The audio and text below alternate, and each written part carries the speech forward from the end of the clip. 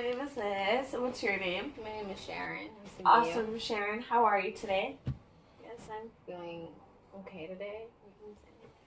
Okay, do you need a moment to gather your thoughts and tell me how you're actually really feeling today? Well, I've been feeling very lonely these past few weeks, and it's been hard on me to actually understand why.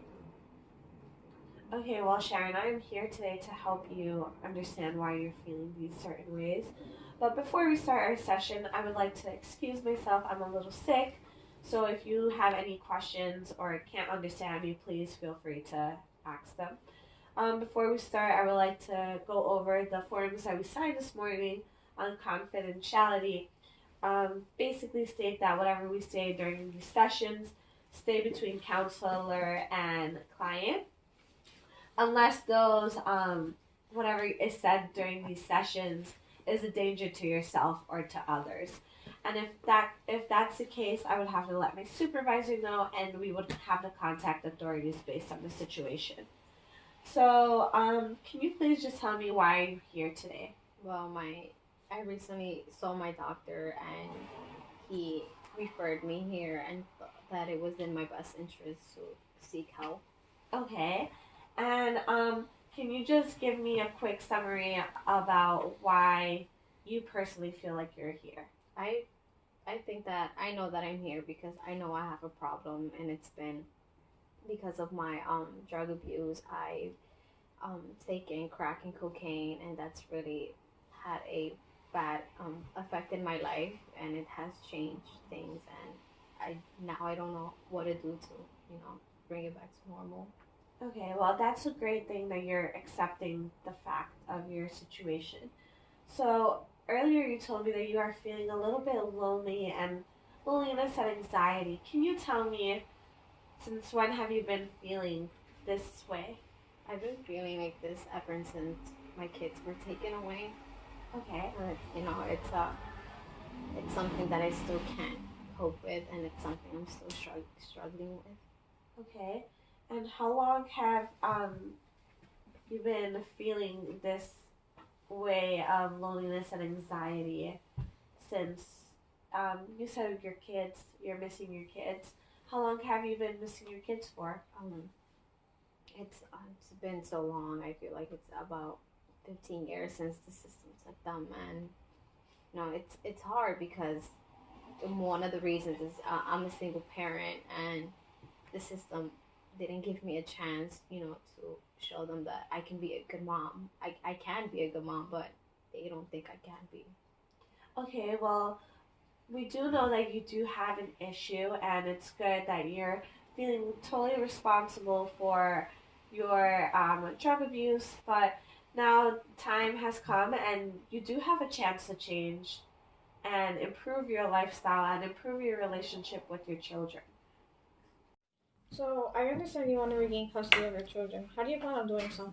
I mean, I'm not so sure. Um, I feel like I don't know what I'm doing, but I know I just started my recovery, and I feel like this is such a big, complicated step that I don't know whether or not I'm going in the right direction in bettering myself, or I don't know. But I did take the initiative of coming here to talk to you, but I have to be honest that I wasn't sure that I was ready, but I have to be ready because it's time for me to get my things in place, and I have to get myself back together because I do want to be able to see my kids again. Well, it's good that you're taking the initiative and that step forward into bettering yourself. So, I want to thank you for doing so. So, now, to go back into your children, you have a daughter, and she's 20 years old, and she's an adult in the eyes of the state. How do you describe your relationship with her? Well, my daughter was taken away when she was about 5 years old, and I still kept in contact with her because I would send her letters, and it was nice because she would send me back, and it would always put a smile on my face. But as she grew older, she stopped writing me back. I never knew why. I don't even remember the last time I got a letter from her. So There is no relationship between us, and it's very hard because she refuses to see me as her mother, and it breaks my heart because she's my only daughter and she's my eldest. So I would like you would think that there would be a relationship between us, but there's not, and there's nothing I can do about that. So now, you also have a son. How do you describe your relationship with him? Well, my son was taken away when he was about 1, and he's living with his foster parents right now, and I was able to see him about 3 times from what I remember.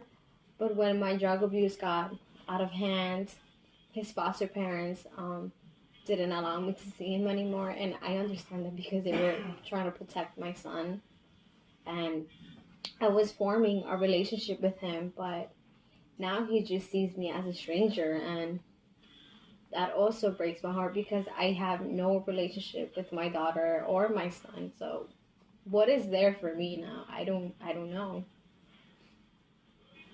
Now, how do you plan on building this relationship with your children, given that you haven't seen them in so long and they were taken away from you since they were young? Um, what I had in mind was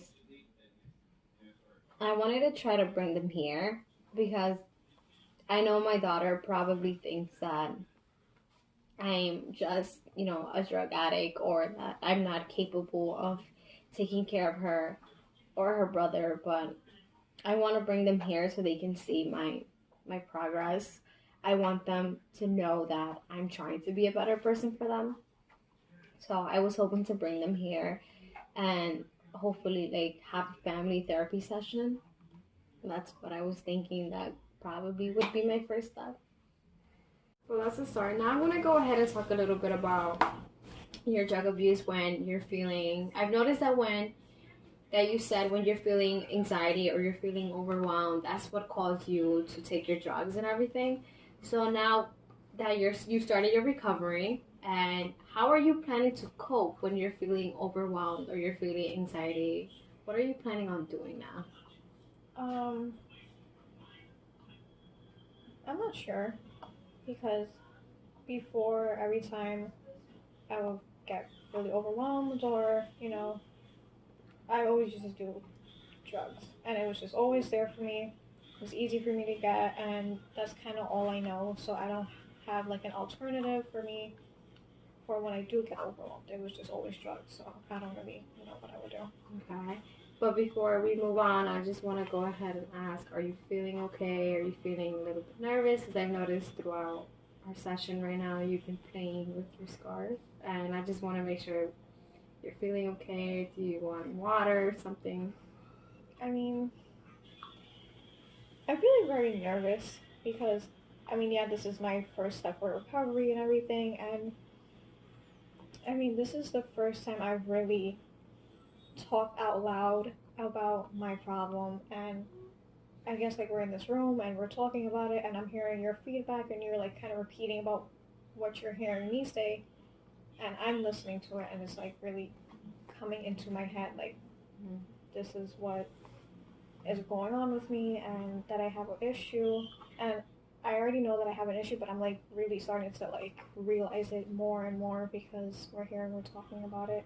So it's pretty nerve-wracking. Okay, that's understandable, feeling nervous because this is a huge step for you. And again, I want to thank you for taking that step in your recovery, but I want to go ahead and ask, what interests you? I like reading a lot. I used to read a lot of novels. I do like singing. When I would do like household chores or whatever, I would always like sing along to radio. And I also used to love writing poetry a lot. Like I always used to have a journal with me and I always used to write, but all of that really stopped because after I started doing drugs, everything kind of revolved around that and I didn't really have time to do anything else. That's great. Everything, like all your hobbies, that's amazing. So, how about buying a journal or using one of the journals that you have? And next time that you're feeling overwhelmed, anger, depression, anything that you're feeling, try writing that on your journal. Try making a song or something that, describes how you're feeling rather than relying on drugs or something. Like, you know, um, just write all the thoughts that come across your mind, anything. So that way, on our next session, when we come back, I want you to bring that journal with you. Bring that journal and share. If you're comfortable sharing, we can talk about what you've written. We can talk about what could be your next steps and so in your recovery. And then I also know that you want to try and bring your children here, so I'm gonna speak to my supervisor and see if there's anything that we can do in scheduling a meeting with your children and you creating that family therapy session for you. But there are steps that have to be taken in this process. We have to get in contact with your son's foster parents. We have to get in contact with your daughter and see if it's okay with her. And then from there, I'm going to see and I'm going to try to accommodate that for you, because I feel like this can help in your recovery process, because it helps you build that relationship that you want to build with your children. And that's what I'm here for. I'm going to try to help you feel better, and you try to get you help you in your steps in your